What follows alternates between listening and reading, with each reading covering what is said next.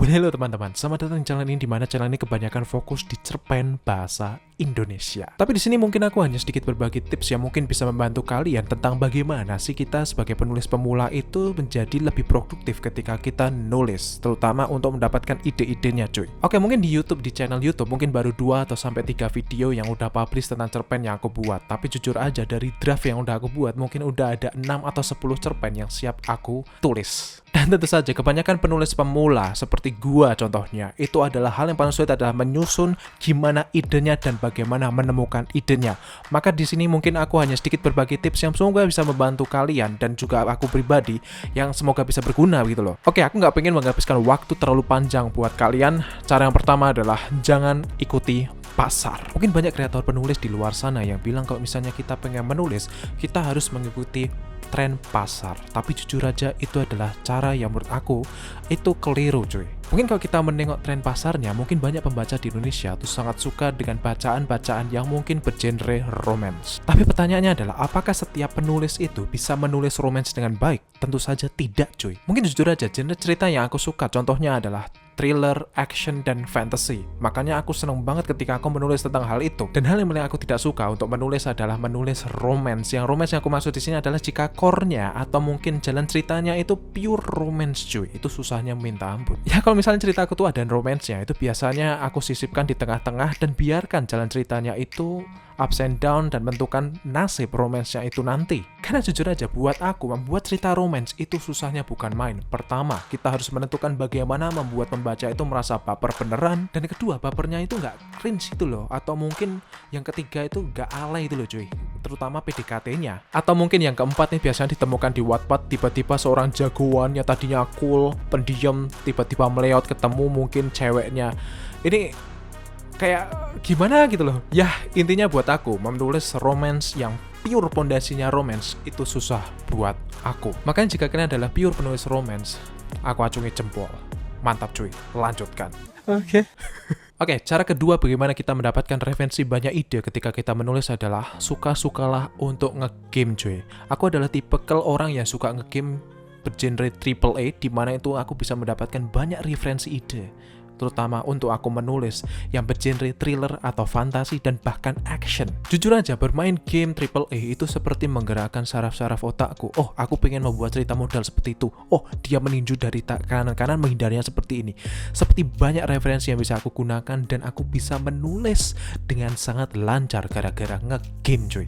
Seriusan. Cara ketiga yang bisa kalian coba adalah, cobalah jangan terlalu sayang dengan karakter utama, karakter sampingan, atau karakter apapun yang lo tulis. Cobalah untuk menyiksa dia atau bahkan membunuhnya cuy kalau perlu. Cobalah sekali-kali berpikir, bagaimana jika karakter utama ini aku bunuh ya? Bagaimana jika karakter utama ini tiba-tiba jadi jahat ya? Kayak menarik sih. Atau mungkin bagaimana jika karakter utama ini ternyata dikhianati oleh temannya? Atau mungkin bagaimana jika karakter utama ini atau sampingan ini aku siksa dan mungkin di tengah-tengah akan berubah karakternya atau berubah sifatnya atau mungkin attitude-nya. Kan jadi suatu yang wow itu loh. Oke, mungkin aku sudah menulis itu sejak tahun 2017, tapi sayangnya aku nggak pernah publish karena mungkin saat itu aku belum pede dengan tulisanku. Dan karena tidak pernah dipublish itu, hal yang aku lakukan adalah aku baca dan terus baca tulisanku, aku sunting berkali-kali, dan akhirnya aku mulai paham kalau ternyata aku adalah karakter penulis yang tidak baik sama sekali, atau mungkin tidak baik hati sama sekali. Dalam kata lain, kejam. Yap. Ternyata aku adalah penulis yang kejam. Aku sangat tega untuk membunuh karakter yang mungkin sangat menonjol dan tiba-tiba dia mati begitu saja. Tapi kemudian dia tergantikan oleh karakter lain yang mungkin bisa menggantikan posisi dia. Itu ada tekniknya, mungkin aku udah belajar berkali-kali tentang bagaimana cara menyisipkan hal itu. Dengan aku belajar di penulis luar negeri, karena kebanyakan mereka juga luar biasa. Jadi teknik-tekniknya itu bisa aku pelajari dan aku terapkan di cerita-ceritaku itu cuy. Pada intinya adalah cobalah untuk mengeksplor bagaimana kamu membunuh karakter yang mungkin sangat menonjol dan itu bisa dikembangkan menjadi jalan cerita yang lebih unik lagi. Yap, cara keempat yang mungkin menjadi salah satu senjata bagaimana aku membuat sebuah cerita. Ya, kamu tidak salah, senjata itu adalah what if. Cara what if adalah cara yang biasanya aku gunakan untuk membuat sebuah plot. Itu adalah fondasi utama bagaimana aku membuat sebuah cerita. Kalau kalian mungkin, ya baru 3 video sih, tapi kalau misalnya kalian bisa merangkum, cara-cara yang aku gunakan kebanyakan dari 3 video itu adalah cara what if. Lalu pertanyaan adalah, gimana caranya what if ini dimaksimalkan digunakan? Contohnya adalah, bagaimana jika kalian hidup di zaman yang mungkin atau sebuah kota atau negara yang tidak ada polisinya, atau mungkin bagaimana jika kalian mungkin lahir tapi lahir di dunia sihir. Mungkin plot itu terlalu biasa sih kayak di anime-anime gitu, tapi bagaimana jika kalian ada suatu tempat atau mungkin sebuah kolong meja yang mengantarkan kalian ke dunia sihir. Wah, kan seperti itu what if kan. Ya intinya what if adalah cara pengandaian yang mungkin bagaimana jika atau mungkin bagaimana jika itu seperti itu. Intinya tips ketiga dan keempat tadi itu saling berhubungan cuy. Cara terakhir yang mungkin sangat supporting atau mungkin bisa menjadi sesuatu yang mendukung ide brilian kalian ketika menulis adalah cobalah temukan sebuah lagu atau soundtrack yang bisa mendukung kalian untuk berimajinasi. Dan tentu saja soundtrack atau lagu yang kalian dengarkan itu bisa membuat kalian membayangkan kalau cerita yang kalian tulis itu akan difilmkan atau mungkin dianimasikan. Kan itu keren banget itu loh. Makanya itu bisa membuat kalian lancar ketika menulis cuy. Jujur aja, itu akan membuat kalian menjadi hanyut dan tenggelam di dalam cerita kalian. Dan kalian akan membayangkan setiap kata yang kalian tulis. Itu lancar banget cuy. Oke, bonus satu cara yang mungkin bisa menjadi referensi kalian adalah perbanyaklah untuk membaca novel atau tulisan orang lain. Cobalah untuk turunkan ego dan mulailah suka untuk membaca tulisan orang lain cuy. Karena jika kalian mengaku seorang penulis, tapi kalian gak pernah membaca tulisan orang lain atau mungkin novel orang lain, itu ibarat kalian memasak sesuatu tapi tanpa bumbu cuy. Iya, aku percaya kalian bisa menulis, tapi ide atau mungkin kata-kata, diksi yang kalian pilih, ya itu aja. Ya memang banyak penulis yang mungkin gak pernah membaca atau mungkin jarang membaca tulisan orang lain, itu terkenal. Tapi ya karyanya yang booming ya itu aja, satu itu aja kadang. Atau bahkan untuk membuat cerita yang lain, ya paling kosakata yang mereka gunakan ya gitu-gitu aja. Jadi tidak ada pengembangan gitu loh. Halah, emang lu baca bang? Yap, aku sangat suka membaca tulisan orang lain terutama dari penulis yang udah terkenal. Di sini ada Bumi dari Terelie, saya tampilnya ya. Dari Terelie juga Pulang.